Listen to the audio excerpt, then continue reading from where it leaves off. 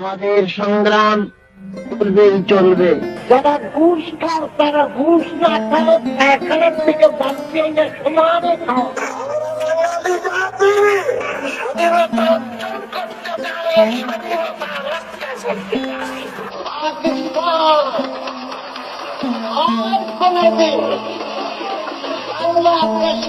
আসাম আমার, পশ্চিমবঙ্গও আমার, ত্রিপুরাও আমার। এগুলো ভারতের কবল থেকে মুক্ত না করতে পারলে বাংলাদেশের স্বাধীনতা ও মানচিত্র কখনোই পূর্ণতা পাবে না। কথাগুলো বলেছিলেন জননেতা মাওলানা আব্দুল হামিদ খান ভাসানী। ইতিহাসের একজন অবিসংবাদিত মহানায়ক মাওলানা আব্দুল হামিদ খান ভাসানী। একবার চীন থেকে ফিরতি পথে ভারতে নেমেছিলেন তিনি।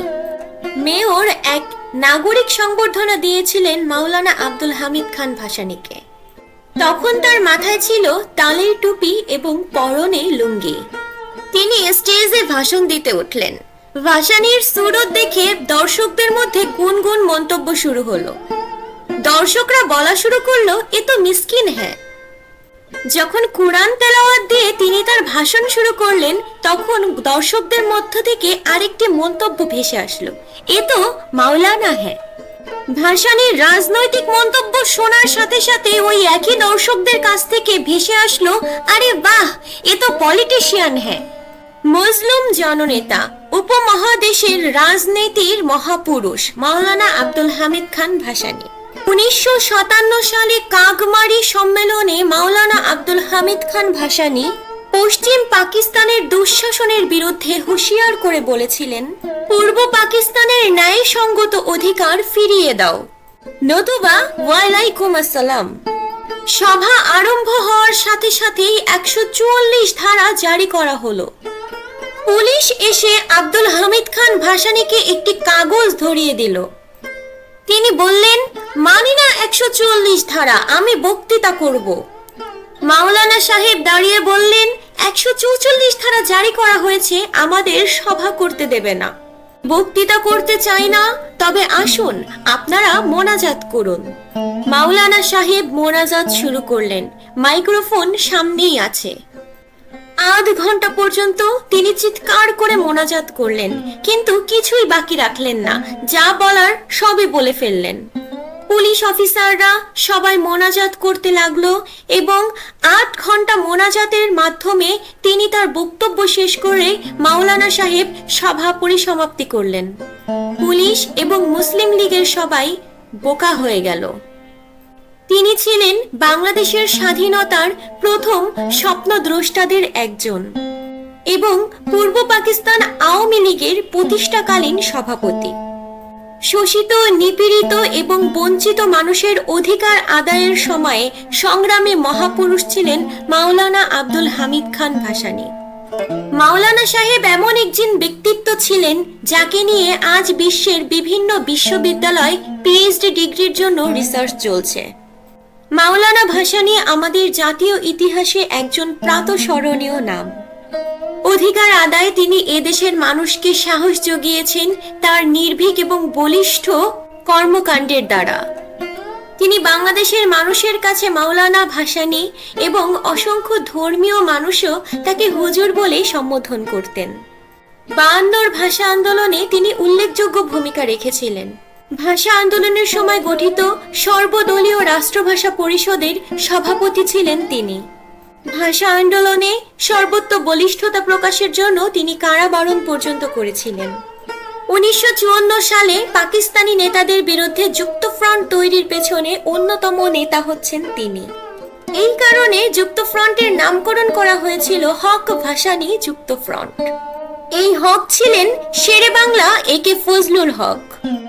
তিনি একান্ত ধর্মপ্রাণ মুসলমান ছিলেন এবং 5 ওয়াক্ত নামাজ পড়তেন। স্বাধীন বাংলাদেশ প্রতিষ্ঠায় বিশেষ ভূমিকা পালন করেন। 69-এর আন্দোলনেও তিনি উল্লেখযোগ্য ভূমিকা পালন করেছিলেন। কৃষক আন্দোলনের নেতা হিসাবে তার রাজনৈতিক পথ শুরু। তিনি সবসময় রাজনীতি করেছেন অধিকার বঞ্চিত মানুষের জন্য। দরিদ্র মানুষের মুক্তির লক্ষ্যে আজীবন সংগ্রাম করে গিয়েছিলেন মাওলানা আব্দুল হামিদ খান ভাসানী।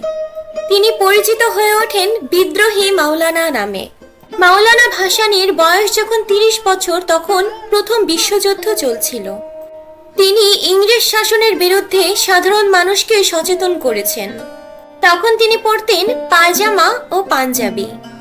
একদিন তার গুরু তাকে প্রশ্ন করে, কৃষক শ্রমিক যা পরে তুমি তা না পরে কিভাবে তার বন্ধু হবে?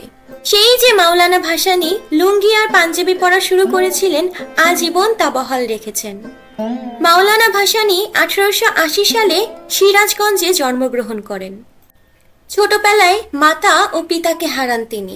একটি বোন নিয়ে তার চাচার আশ্রয়ে তিনি ছোটবেলায় বসবাস করতে থাকেন।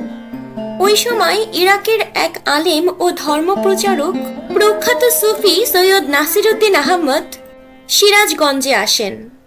মাওলানা ভাসানী তার আশ্রয়ে কিছুদিন কাটান। 1993 সালে তিনি মাদ্রাসার কাজে নিযুক্ত হন এবং জমিদারের ছেলে মেয়েদের পড়ানোর দায়িত্ব নেন। 1897 সালে তিনি আসাম গমন করেন। 1903 সালে তিনি আন্দোলনের সাথে যুক্ত হন।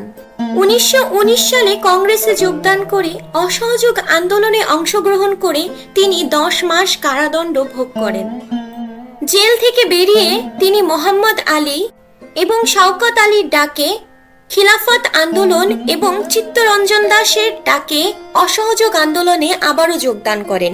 1921 সালে আবারও গ্রেফতার হলেন তিনি, আর এবার হলো 7 দিনের জেল। 1922 সালে উত্তরবঙ্গ এবং আসামে ভয়ঙ্কর বন্যা দেখা দেয়। বিপন্ন মানুষের সেবায় এগিয়ে আসেন মাওলানা ভাসানী। কলকাতা থেকে এলেন দেশবন্ধু চিত্তরঞ্জন দাস এবং নেতাজি সুভাষ বসু সহ আরো অনেকেই।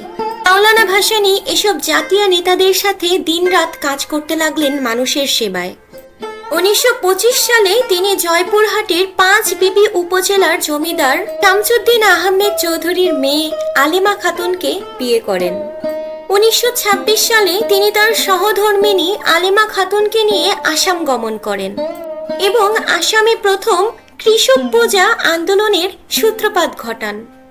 তখন সব জমিদার মিলে ইংরেজ গভর্নরকে দিয়ে মাওলানা ভাসানীকে একটি অবাঞ্ছিত ব্যক্তি হিসাবে ঘোষণা করলেন এবং তাকে বাংলা থেকে বহিষ্কার করা হলো। অবশেষে মাওলানা ভাসানী সপরিবারে আসামের এক গহীন জঙ্গলে ঘাগমারা নামক একটি জায়গায় আশ্রয় নিলেন। সাংগঠনিক কাজে কলকাতা এবং বিভিন্ন শহরে যেতে হলেও ভাসানী 1947 সাল পর্যন্ত আসামেই ছিলেন।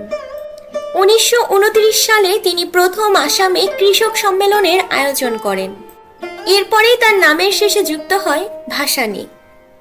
1937 সালে মাওলানা ভাসানী আসামের প্রাদেশিক মুসলিম লীগের সভাপতি নির্বাচিত হন। 1937 সালের নির্বাচনে মাওলানা ভাসানী 34টি আসনের মধ্যে 31টি আসন জয়যুক্ত লাভ করেন। মাওলানা আব্দুল হামিদ খান ভাসানী দ্বিতীয় পর্বের জন্য আমাদের চ্যানেল বিনোদন 24 ঘন্টায় চোখ রাখুন। যদি ভিডিওটি ভালো লেগে থাকে একটি লাইক দিবেন এবং এখনো আমাদের চ্যানেলটি সাবস্ক্রাইব না করলে সাবস্ক্রাইব করে পাশে থাকা বেল আইকনটিতে প্রেস করে দিবেন। ধন্যবাদ। বিনোদন 24 ঘন্টা।